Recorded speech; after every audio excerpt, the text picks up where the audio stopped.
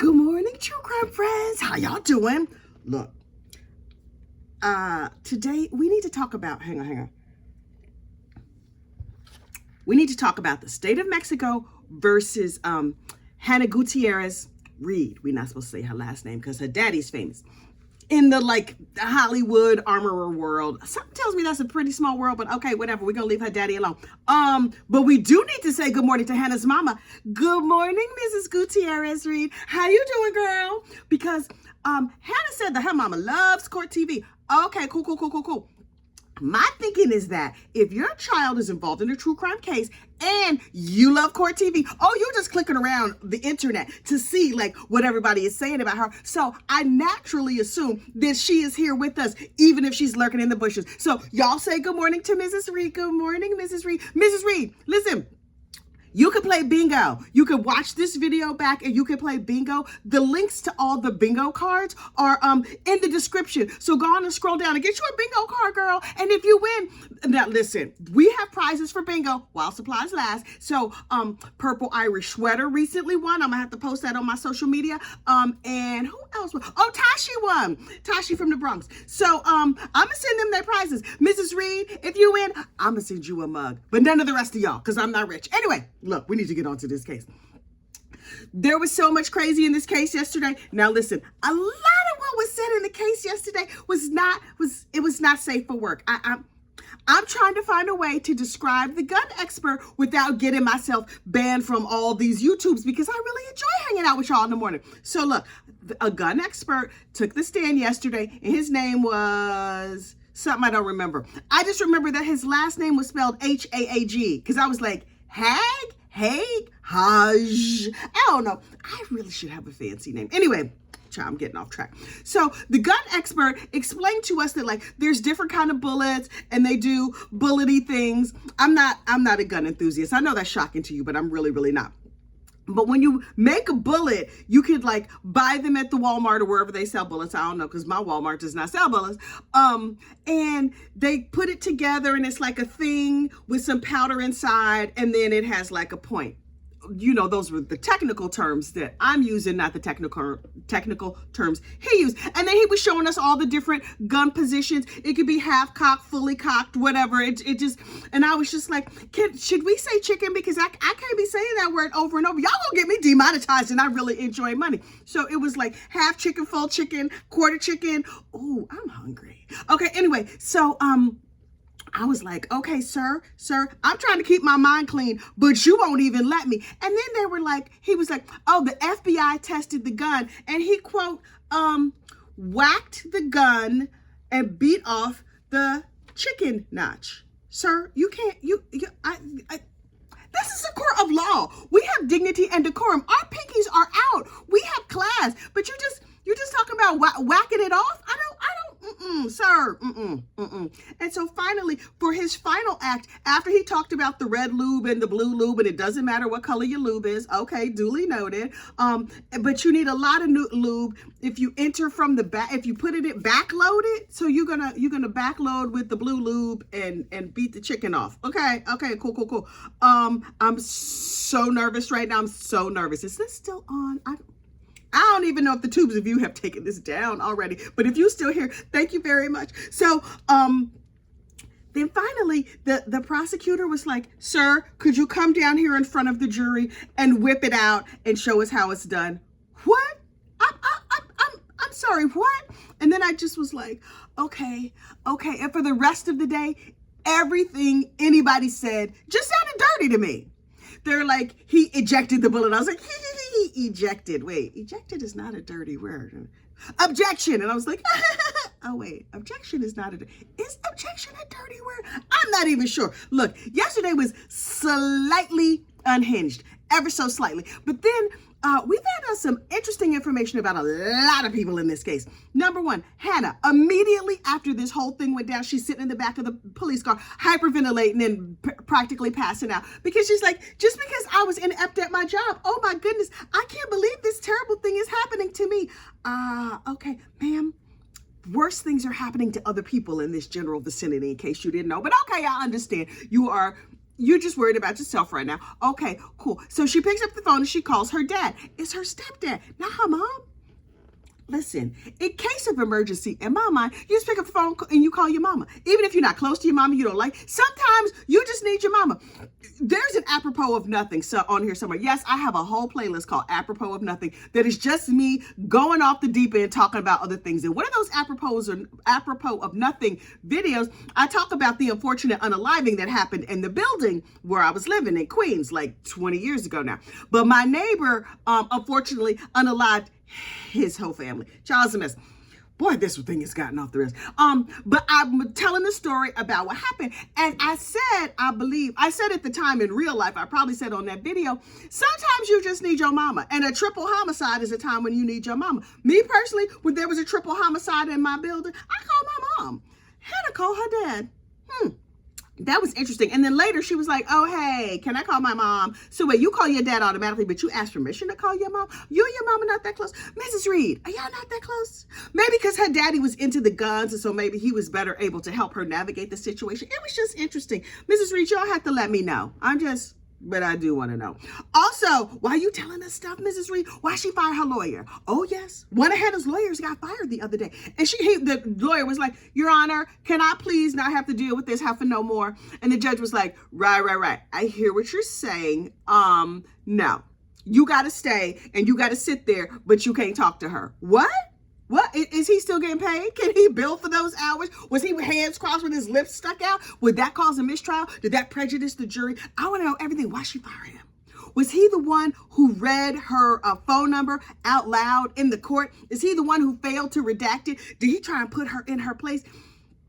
Now listen, I came into this trial with a clear mind, not knowing what to think. And on the heels of the opening statements, I was like, the state does not really have anything, and I believe Hannah is gonna go free. But as this case goes on, state, y'all might have switched me to y'all side. I'm like, wait.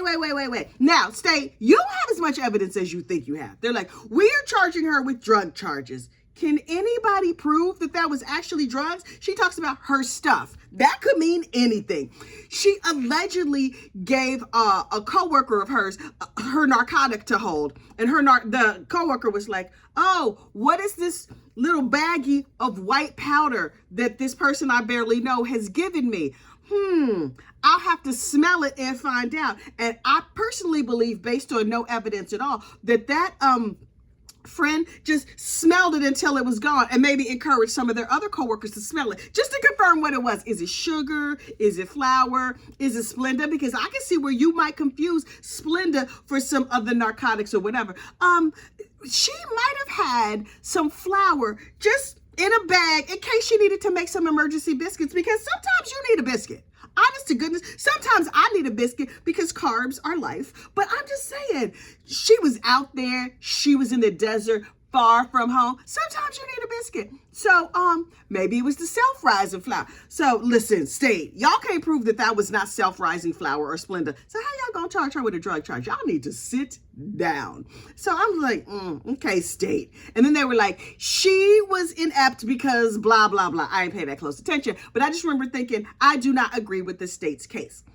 Then yesterday in court, they played a video of Hannah talking. Hannah, girl.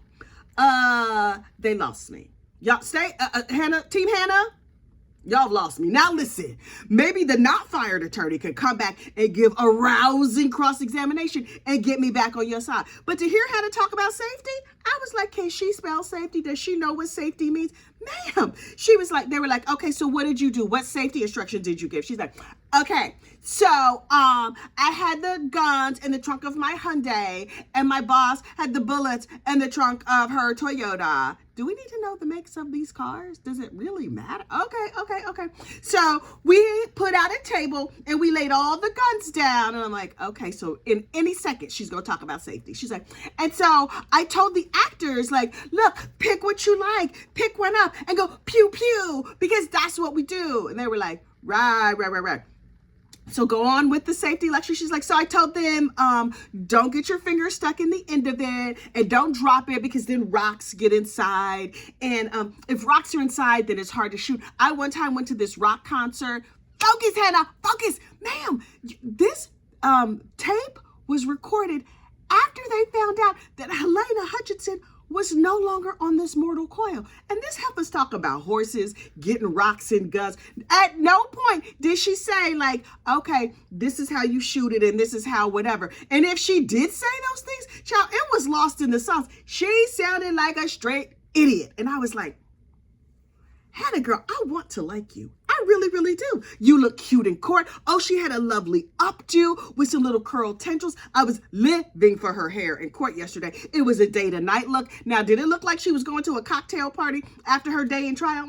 Yeah, it sure did. It surely did. But I liked it. It was a good look. The makeup was light. She still had the winged eye because that is her signature. But I'm just like, y'all, Hannah, girl, you're not looking good. You didn't seem that safe.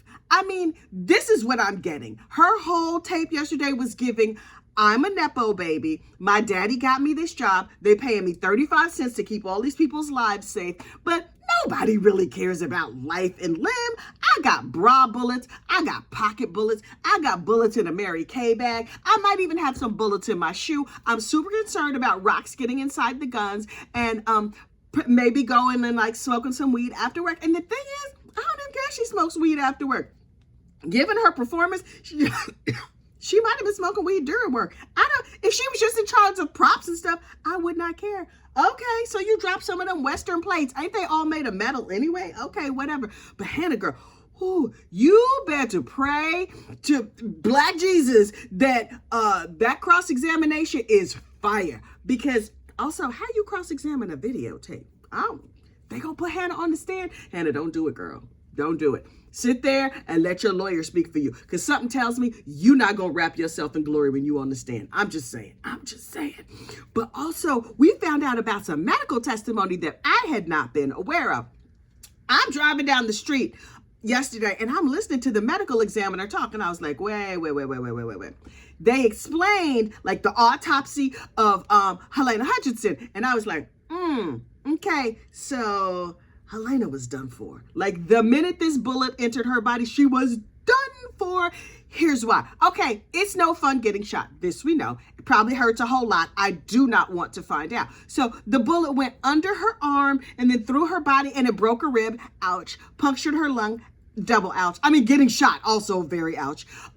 Severed her spinal cord. Would she have been paralyzed had she survived? And here's the thing. Had this happened in like a more populated setting and not way out in the middle of nowhere, maybe she would have survived. Now, the quality of her life, child, unclear how she would have done. But so many things about this were bad, right? It took them 90 minutes to get her to the hospital. This is why you don't want to live out in the middle of nowhere. And they took her to the hospital by helicopter. Like, what would happen if they just put her on a horse and rode her to the hospital? Doc wasn't there in the Western town. They always got a doc. Then they intubated her, right? Intubate was when they put the tube down your throat to get the air into your lungs. Okay, cool. So there was a bullet that had passed through one of her lungs. So it was all messed up. So it was going to be hard for her to breathe. Okay, great. Only they intubated her into her esophagus, which means the air tube, they didn't put it in her lungs. They put it in her stomach. What? You did what now? So she was without oxygen for how long? This was bad all the way around. Do you, have you ever read Shalom Auslander, child, as apropos of nothing, slightly? Shalom Auslander is this author that I really, really love. He's a little bit dark, but he's very funny. One of his books, he talks about the Grim Reaper. He's like a comedy writer, but super, super dark. So he talks about like the Grim Reaper and how if the Grim Reaper wants to get you, he's going to get you. And so the Grim Reaper one morning is like running late. And so he misses the guy he's supposed to get for that day. He's like, dang it. I got there 5 minutes late. And so I didn't get a chance to like, make his tires go flat while he was driving. Guess he's going to have to slip in the shower tonight. It's sort of that kind of thing. And I'm like, the Grim Reaper might have been after Helena Hutchinson, with all due respect to her and her family, because God knows I don't want to be disrespectful. But the number of errors that happen in this, she gets shot. It's an accident. And then when they try and help her, they make it worse. And then they put the air thing in her stomach. The Grim Reaper was like late for work that day, but he ultimately got the job done. It was terrible. Oh, may she rest. Oh my goodness. So I have a little confession that I'm a little bit embarrassed about, but I feel like me and you could talk about it. It's just the two of us, right? Me and you, close personal friends. Lean in. Does it make me a bad person that I want to see this movie? Don't tell nobody. Don't say nothing. I'm just saying, I'm super not into Westerns, right? Like, not at all. Not my genre at all. Okay, cool. But the more I see this movie, and you saw like the little clip the other day, and then on the police body cam, you see the sky so blue. It looked gorgeous. Now, obviously, someone lost their life, and that is a tragedy that we cannot overstate how tragic that is. Also, when's this movie coming out? I kind of want to see it. Like, I like Alec Baldwin as an actor, not as a person. Let the record reflect. I think he's probably kind of a terrible person, but you could be a terrible person and a good actor, right? So I'm like, I kind of want to see this movie. Now, because I have common decency, I will not go to the movie theater to watch it, but I will watch it here in the privacy of my own home. I will close all the curtains, get the blackening curtains, and put it on the big TV with the surround sound. We got that surround sound, so it's like you're there. I kind of want to see this movie. What happens to Harlan Rust? Do the lawmen actually get them? And they say in one scene that Harlan Rust is dead on a horse. Really? He dies? But I thought Alec was trying to make a whole series. I have fallen down the rabbit hole of this movie. Somebody said they thought this was based on a book. I heard that Alec Baldwin wrote and directed, and this was his pet project, and he brought together all the local idiots to go out to the middle of nowhere and make the movie. Okay, great, because apparently that's how movies get made. It's not my business. Child, I do not care how the sausage is made. I want everybody to be paid fairly. I want everybody to have an equal opportunity, but mostly I just want good entertainment for not a lot of money. Is that too much to ask? I don't think that's too much to ask. I'm just saying, I know this movie was completed. I know that Helena Hutchinson's family reached a settlement with the production company, and the film was ultimately completed. It's in the can. It's probably in post now. Where we go get to see it? Ooh, I have a friend who is an editor. I should reach out and be like, yo, when's that movie coming out? Shh, don't tell nobody. Don't. This is just between me and you. Private conversation. Listen, I gotta go get ready and get on with the rest of my day. But I need you to like this video, subscribe to the channel. But the most important thing, play bingo. But after you do that, have a fantastic day. Bye.